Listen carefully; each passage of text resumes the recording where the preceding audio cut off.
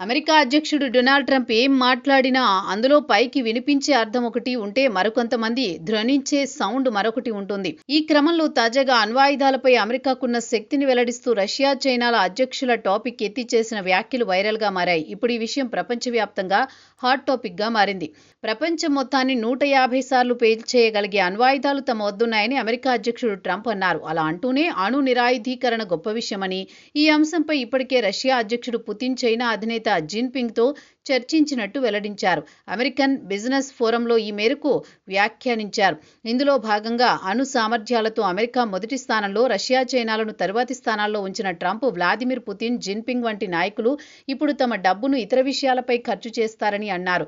ఈ సందర్భంగా తాను మాత్రం ప్రపంచ శాంతి కోరుకుంటున్నానని ట్రంప్ మరోసారి వెల్లడించారు. ఈ సందర్భంగా మనం number 1, Russia number 2, China number 3 చాలా వెనుకబడి ఉన్నాయి. కానీ 4 లేదా 5 సంవత్సరాల్లో వారు కూడా సరిసమానంగా ఉంటారు. అయితే దీని అవసరం లేదు. తాను పుతిన్, జిన్పింగ్ తో దీని గురించి మాట్లాడానని ట్రంప్ అన్నారు.